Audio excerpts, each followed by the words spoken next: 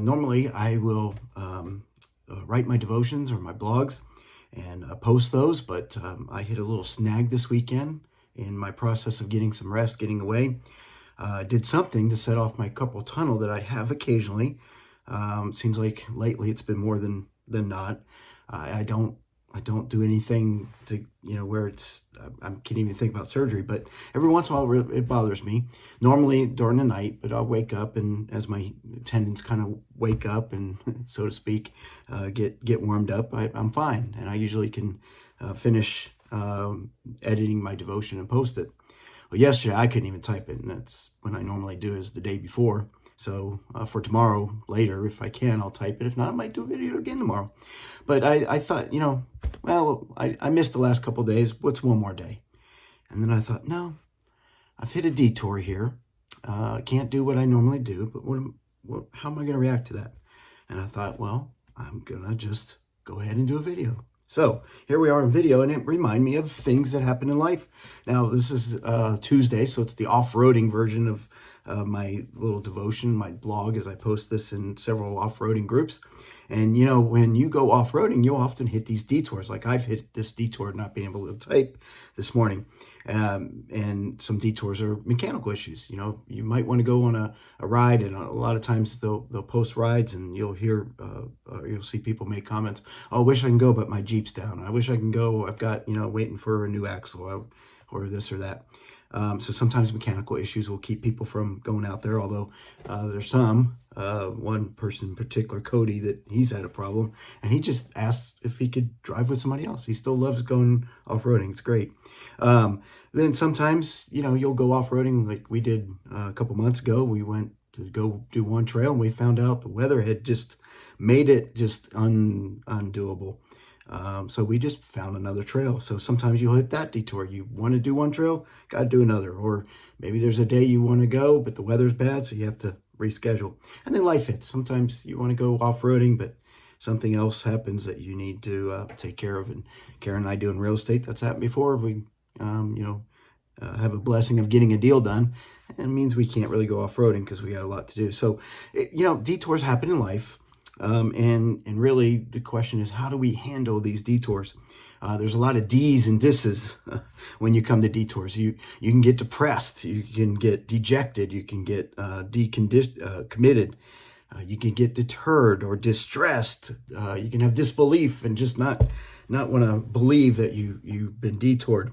You can get dismissive, maybe just even forget the detour and just move forward, push forward, or you can get disturbed. There's a lot of D's and disses when it comes to handling or reacting to detours, which makes sense, D's. But there's spiritual detours too, and that's really what I want to talk about today. That's kind of what I hit. I could have easily said, God, I can't type, so I'm not going to worry about it and whatnot. And actually the Spirit kind of woke me up early and started thinking about it in my head. And I had tinkered with the idea of maybe doing a video last night. And well, about 2 o'clock this morning, it kind of firmed up. The Spirit said, no, here's a video. You're going to do a video, and here's what it's going to be. And basically came to me.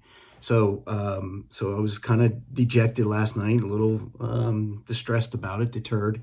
But this morning, the spiritual detour, I figured out what I need to do.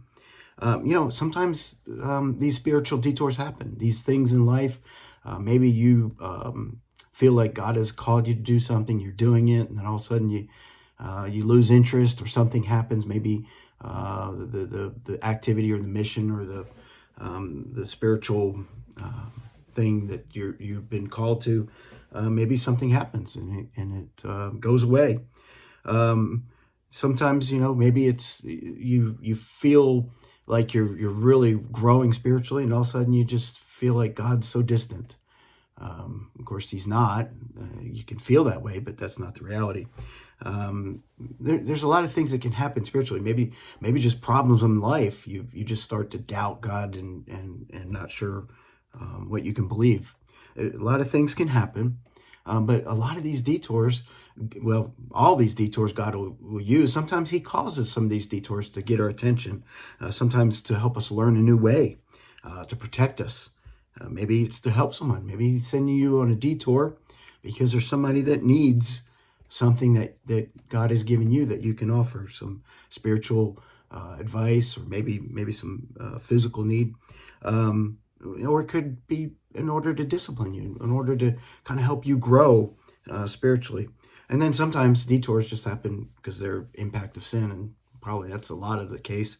Just like in anything in life, things can go wrong. Well, sin causes a lot of things to go wrong, and so maybe a detour that's hit is a result of sin, not necessarily your sin, just sin in general. And it's not that God's punishing you, as some people believe that, oh, you did this, so God's punishing you. It's just, they're just not your consequences to sin. We got to face that. So the question is, how do we react? And the problem is, if we react with all those D's and disses, we'll probably miss what God is going to do, or what the Spirit will do through us on these detours. And so we need to really try to be open to what these detours might be used for. And there's some examples in the Bible. Elijah is one of my favorite stories. Was Elijah when he faced off with the Baal, false gods of Baal, or the priest of the false god Baal. And I remember Mount Carmel, and had to face off with the fire, and both groups, him and the other group, built altars, and the real God would call down, strike down, send down fire. And so Elijah has this great spiritual victory where obviously God sends down the fire and just absolutely demolishes that water-soaked altar that Elijah had built. And so Elijah's got this great victory. Well, all of a sudden he finds out that the evil queen Jezebel, now wants him. He's a wanted man. And so he goes from victory to the hunted. So he's now distressed, and he's depressed. And so he goes and he runs. And then we have Peter in John 18. Of course, Peter denied Christ 3 times. He said he wouldn't. He was bold, and he had bravo. And he turned out to be a coward. Even a servant girl asked him about being with Jesus, and he couldn't say yes. He was daunted and decommitted. Thomas, a lot of, we call him Doubting Thomas. There's only a few stories about Thomas in Scripture, and one of them was about some bravery. In John 11, right before Jesus goes and gets Lazarus up from the dead, Jesus tells him, look, we got to go to Judea. Of course, Jesus at this point in his ministry, he's a wanted man in Judea. He escaped stoning before, and the disciples remind him. Well, Thomas says, you know what? If he's got to go, let's go with him. And if need be, we'll die with him. And so Thomas was, really bold there, a lot of bravery there. But then, of course, we know him as Doubting Thomas, because when Christ died, and resurrected, came back from life with the resurrection, Thomas dismissed it. He just said, I will not believe it until I actually feel the nail-scarred hands.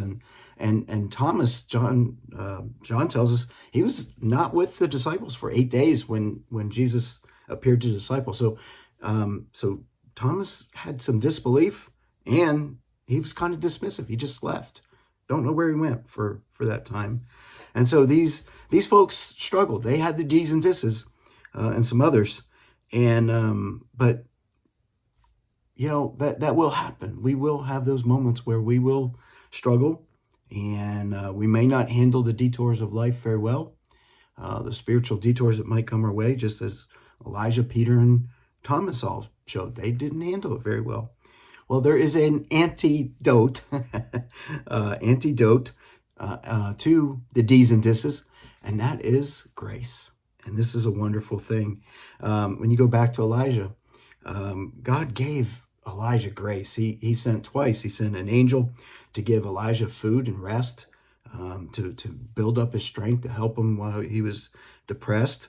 And then he reaffirmed to him, Elijah, you're not alone. I've got a lot of other people that are faithful to me. You're not alone.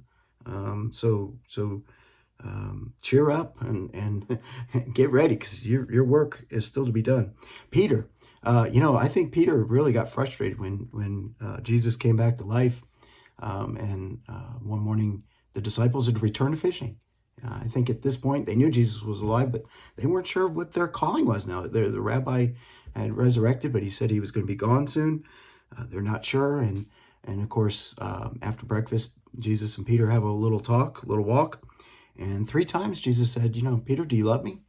And you can almost, as you're reading scripture, you almost see the frustration Peter has as each time he says, yes, I love you. And then I wonder how long it took for it to hit Peter. 3 denials, grace, 3 times to affirm that Peter did love Christ. And I think that would have hit Peter, that grace. So that's wonderful. And then Thomas, after Jesus did get in contact with Thomas, or Thomas came in contact with Jesus, appeared together. Thomas didn't even have to say, Jesus, I need to see. Jesus already knew and called to Thomas first, said, Thomas, here, come on, let's do this. Touch my hands. See that I am alive. It was me. And I died and I'm alive. And so there's this beautiful moment of grace. And,